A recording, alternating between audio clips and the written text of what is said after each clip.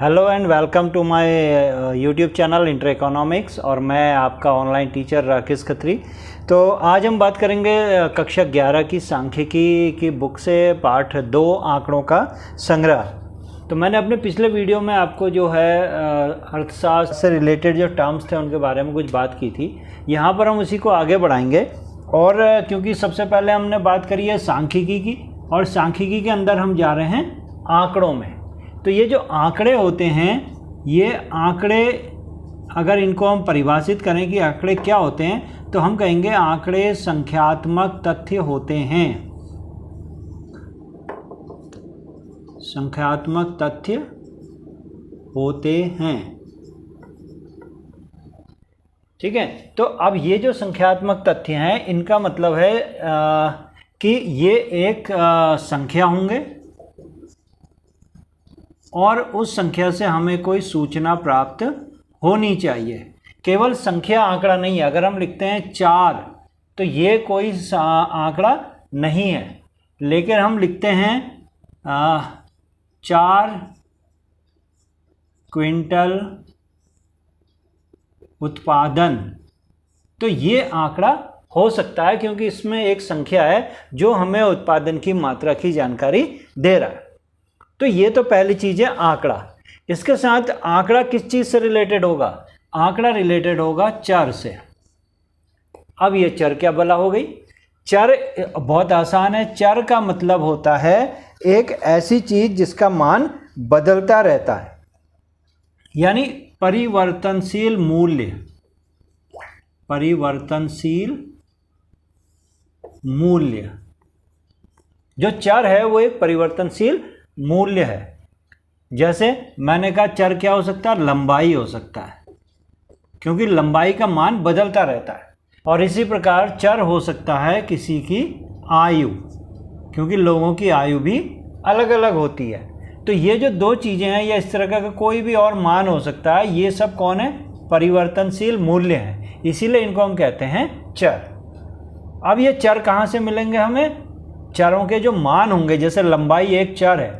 अगर हम लंबाई से जुड़े हुए चीज़ों को, संख्याओं को, सूचनाओं को इकट्ठा करेंगे तो उन्हें हम बोलेंगे हमने क्या करा? लंबाई के आंकड़े प्राप्त किए। अब ये जो चर के आंकड़े हैं, इन आंकड़ों को भी कहाँ से लेंगे? तो उसके लिए हमारे पास है स्रोत। स्रोत किसे कहते हैं? स्रोत कोई भी ऐसा स्थान होता है जहाँ से हमें कोई चीज़ प्राप्त होती है। और हम बात कर रहे हैं किसकी? आंकड़ों के स्रोत की। तो आंकड़ों का स्रोत क्या होगा? वो जगह होगी जहां से हमें आंकड़े प्राप्त हो सकते हैं। कहां से प्राप्त हो सकते हैं? 2 तरीके से हम आंकड़ों को प्राप्त कर सकते हैं। पहला तरीका है कि हम स्वयं अपनी मेहनत से आंकड़ों को इकट्ठा करें, ठीक है। ऐसे आंकड़े जिनको हम स्वयं करते हैं या कोई भी सर्वेक्षण करता स्वयं एकत्र करता है, उन आंकड़ों को हम कहते हैं प्राथमिक आंकड़े। और दूसरा तरीका हो सकता है किसी अन्य के द्वारा एकत्र आंकड़े।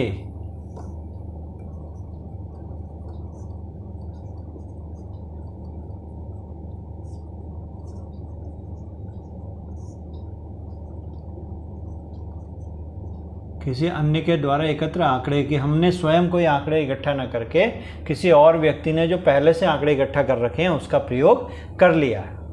और इन आंकड़ों को हम कहते हैं द्वितीयक आंकड़े।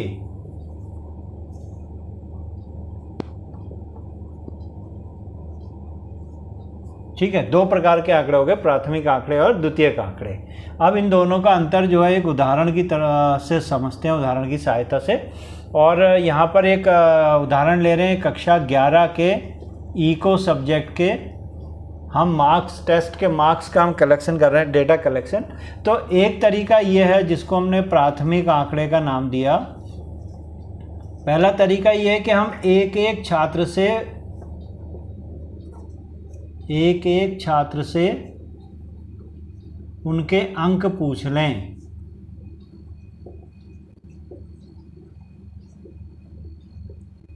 ठीक है, हम एक एक बच्चे के पास गए, एक एक बच्चे से हमने पूछा भाई रोल नंबर 1 राम कुमार तुम्हारे नंबर कितने हैं? उन्होंने कहा इतने। रोल नंबर 2 रमेश कितने नंबर है, उन्होंने कहा इतने, रोल नंबर 3 सुरेश नंबर कितने, इतने। तो उनके एक हमने डेटा लिस्ट बना दी, तो इसको हम कहेंगे प्राथमिक आंकड़े। दूसरा जो है हम द्वितीयक आंकड़े। द्वितीयक आंकड़े में हमने कुछ नहीं करना, हमें न बच्चों के पास जाना है, न हमें किसी से नंबर लिस्ट बनानी है। हमें क्या करना है, सीधे सर के पास जाना है जो क्लास 11th में इको पढ़ाते हैं, उनसे कहना है सर आपने जो मार्क्स स्लिप बनाई है, ठीक है, एक मार्क्स स्लिप होती है सर के पास जिसमें बच्चे का नाम लिस्ट बार लिखा रहता है रोल नंबर वाइज, और उसके आगे मार्क्स लिखे रहते हैं। तो सर से हमने मार्क्स स्लिप्स मांग ली और उस मार्क्स स्लिप से हमने अपना डेटा निकाल लिया। तो ये दोनों अंतर है। मेरे ख्याल से ये उदाहरण से आपको क्लियर हो गया। अब वापस यहीं आ रहे हैं हम प्राथमिक और द्वितीयक आंकड़े में, इनका थोड़ा सा कंपैरिजन कर रहे हैं। अब आपने ये उदाहरण देख लिया, इस उदाहरण से आपने सीख लिया कि जब हम स्वयं द्वारा प्राथमिक आंकड़े इकट्ठा करते हैं तो हमारा समय भी खर्च होता है, हमारा धन भी खर्च होता है।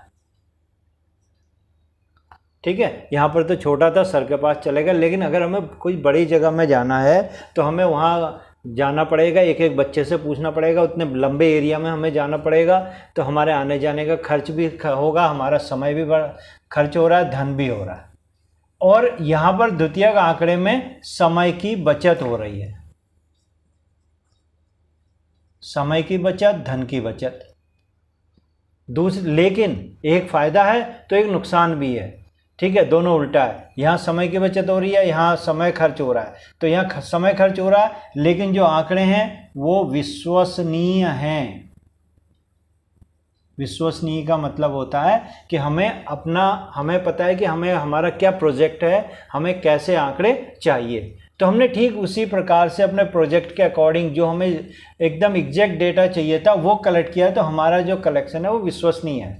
प्राथमिक डेटा विश्वसनीय है। द्वितीयक आंकड़े किसी और व्यक्ति ने इकट्ठा करे हैं, तो उसने अपने हिसाब से अपनी रिक्वायरमेंट के अकॉर्डिंग उसको कलेक्ट किया है। हो सकता है हमारी रिक्वायरमेंट थोड़ी सी अलग हो, है ना, या ये हो सकता है कि भाई दूसरा व्यक्ति उसने पता नहीं किस कंडीशन में कैसे वो आंकड़े इकट्ठा करें, हम उसके ऊपर भरोसा इतना ज़्यादा नहीं कर सकते। तो ये क्या होते हैं, ये अविश्वसनीय होते हैं।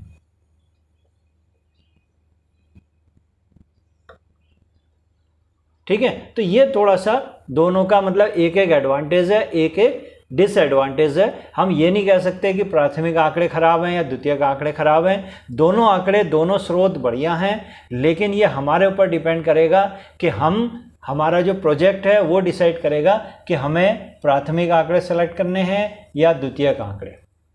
ठीक है, तो बच्चों आज के लिए इतना ही है। उम्मीद करता हूँ मेरा ये प्रेजेंटेशन आपको अच्छा लगा होगा। तो आप मेरे इस चैनल को लाइक, शेयर और सब्सक्राइब करना ना भूलें, और अगला वीडियो का ज़रूर इंतज़ार करें। आप इसमें जो है बेल आइकन ज़रूर दबा दें, उससे मेरा अगला वीडियो जैसे ही आएगा आपको पता चलेगा। और अगले वीडियो में हम बात करेंगे कि ये जो आंकड़े हैं इनको इकट्ठा कैसे किया जाता है, या मतलब इसमें दो भाग हो गए। प्राथमिक को कलेक्ट करने की ज़रूरत है, कैसे इसको कलेक्ट करेंगे ये हम अपने अगले वीडियो में देखेंगे। तब तक के लिए stay tuned, stay blessed. Thank you.